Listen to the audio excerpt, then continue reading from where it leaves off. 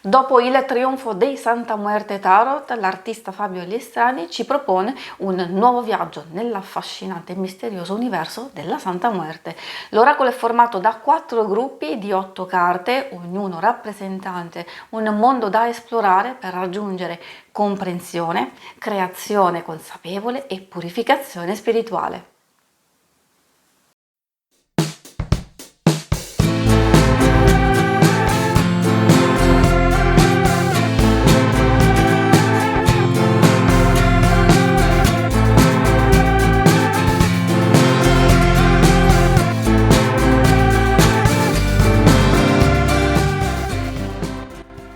Benvenuti a tutti e a tutte, io sono Angela e questa è la nuova puntata della Taroteca di Exoteric World.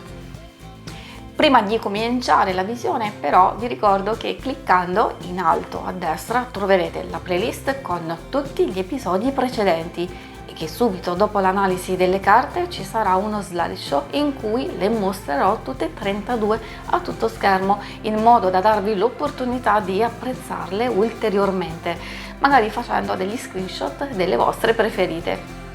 Prima della fine della puntata troverete 3 schermate per vedere le playlist di tutti gli interattivi pubblicati e il logo per iscriversi al canale se avrete gradito la visione. Bene, cambiamo inquadratura ed entriamo nel vivo della puntata. Venite con me. Benvenuti, eccoci di fronte alla nostra scatola dove quindi iniziamo ad analizzare l'aspetto fisico della scatola e del mazzo. Andremo a vedere, a scoprire questo mazzo di oracoli. Troviamo già le indicazioni principali creati da Fabio Listrani, sono 32 carte. Ovviamente c'è una figura che troveremo all'interno anche e poi ovviamente il titolo Santa Muerte Oracle, Book of the Dead.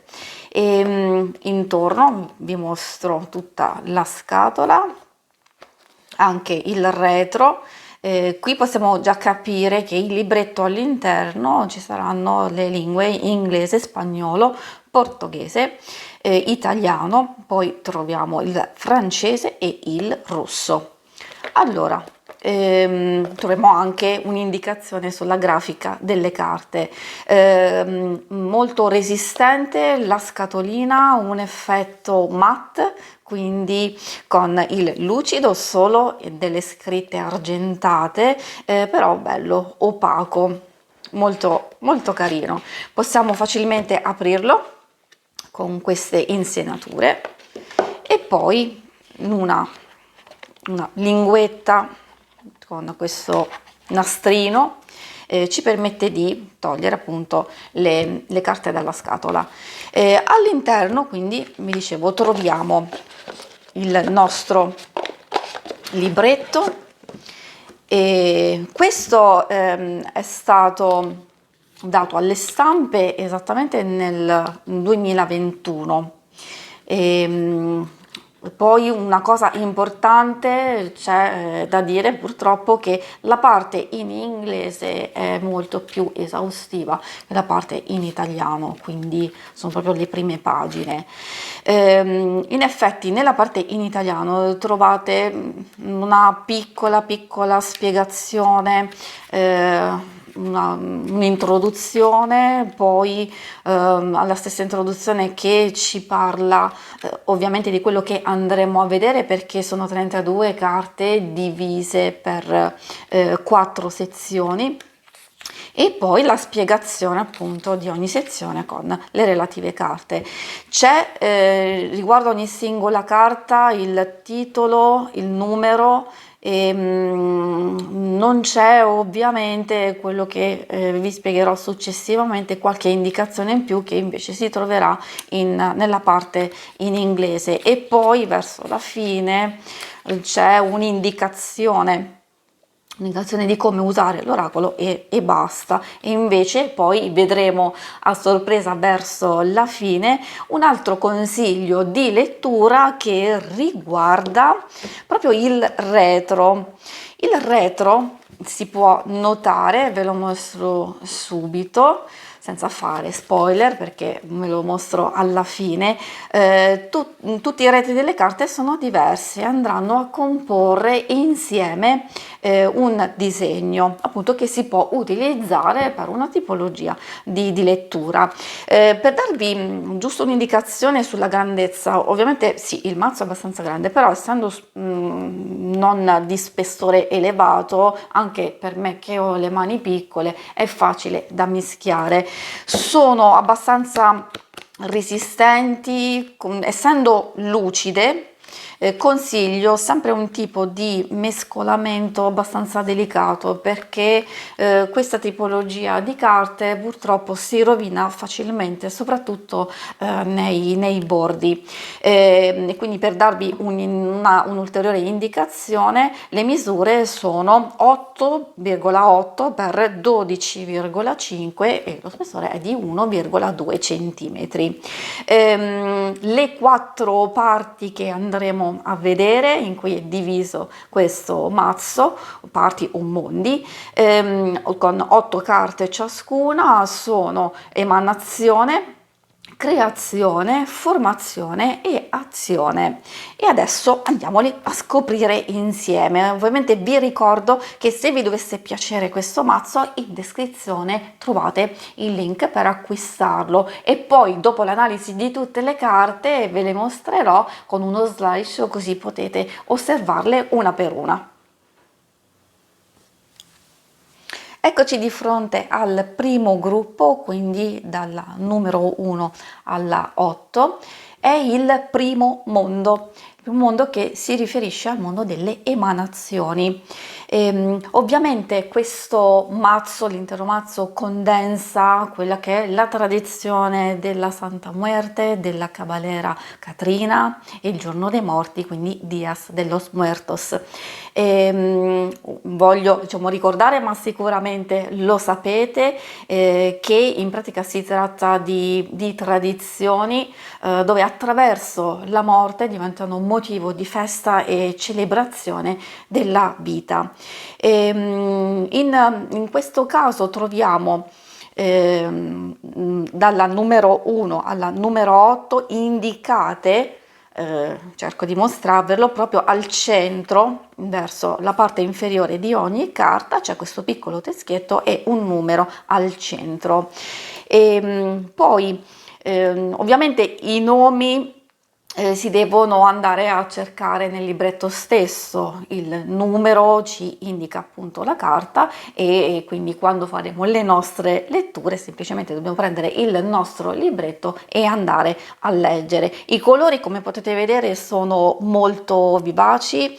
Listrani ovviamente è un artista che utilizza molto l'arte digitale e lo potete notare da queste raffigurazioni, alcune riguardo soprattutto queste prime 8 carte e poi lo vedremo anche nel terzo gruppo, quindi vi chiedo di farci caso.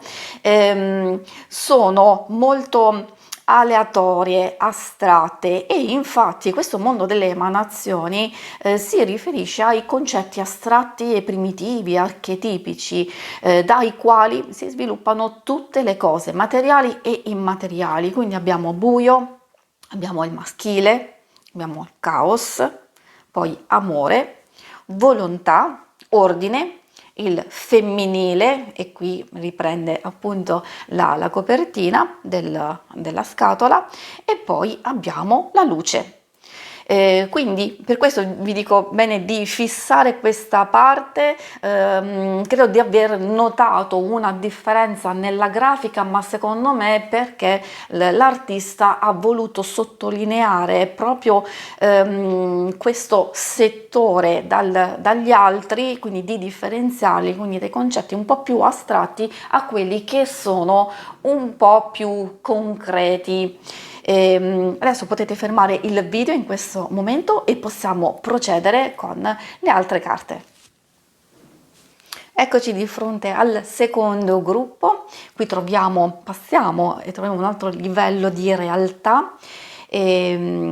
Questi raffigurano la forma che noi diamo ai concetti astratti, quelli che abbiamo visto precedentemente, e quindi a quello delle emanazioni, per comprenderli meglio attraverso simboli e divinità. E in questo caso effettivamente troviamo le principali divinità azteche, quelle che fondamentalmente sono alla radice della Santa Muerte. In questo gruppo, da notare anche a livello di colori e di grafica abbastanza simili tra loro, quindi abbiamo dalla numero 9 alla numero 16 il mondo delle creazioni. Ovviamente non starò a dire assolutamente i nomi perché non credo di potercela fare, perché molti sono proprio il nome di una divinità.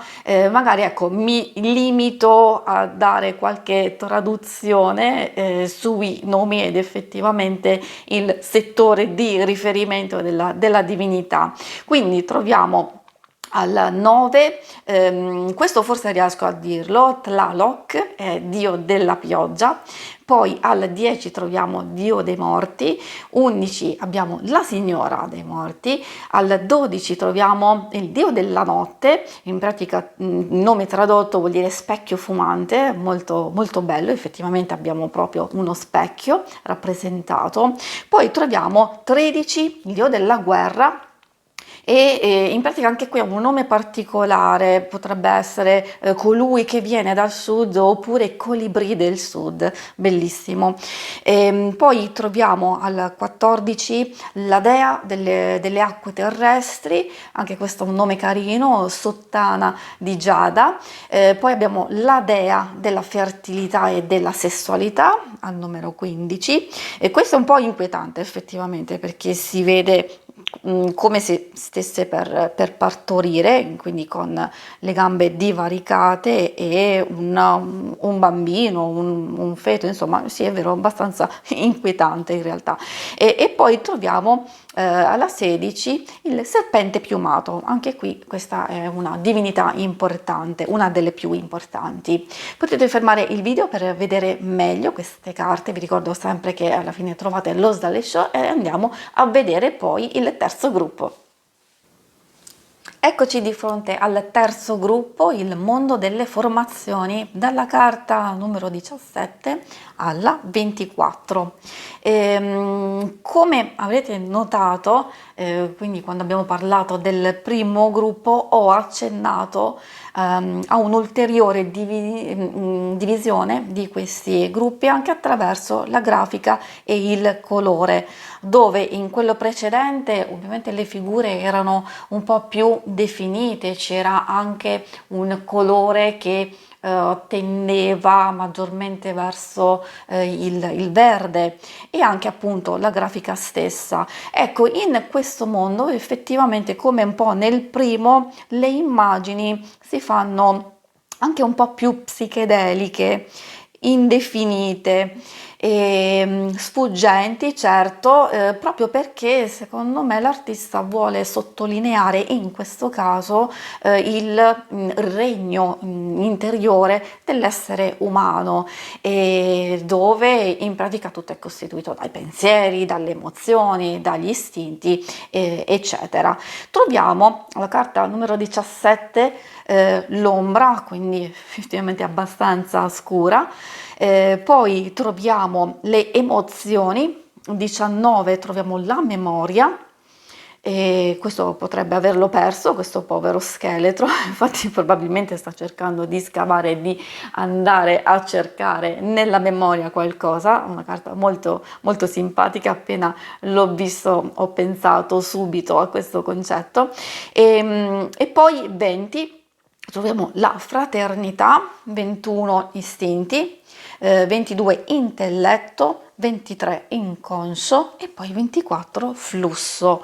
Da notare effettivamente che alcune carte sono abbastanza intuitive, altre un po' meno, come in quelle precedenti. Se non conoscete minimamente le divinità azteche e ovviamente quindi anche i significati legati. Il libretto vi può aiutare. Nella parte in italiano non c'è scritto, ma nella parte in inglese c'è anche l'indicazione del nome della divinità e quindi avere qualche infarinatura maggiore. Però se vi sentite stuzzicati e volete conoscere meglio, approfondire il mondo messicano, questo è un buon punto di partenza.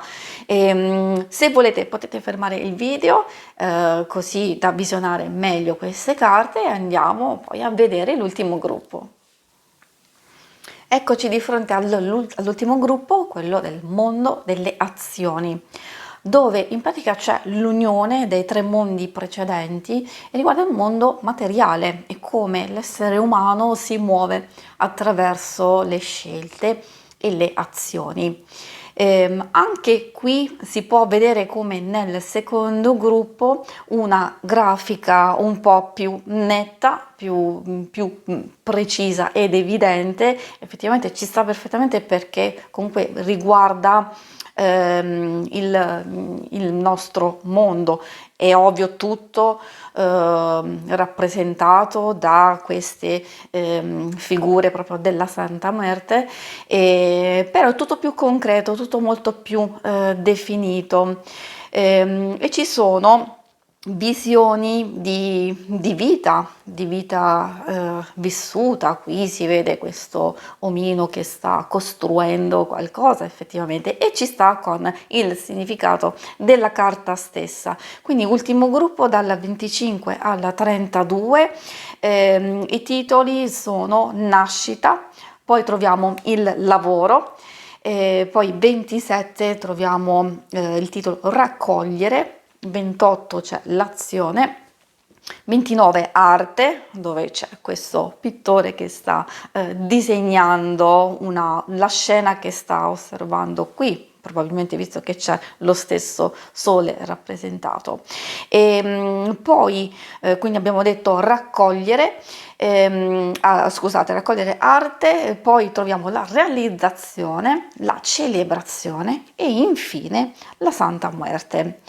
Se avete fatto caso, effettivamente sia un po' nel secondo gruppo, soprattutto molto più evidente in questo gruppo, c'è l'escamotage di andare ad unire le varie carte, ve lo mostro, e avere proprio un disegno come un percorso, come tutto un percorso, avere una proprio visione completa di tutta la scena, di queste due bellissime scene.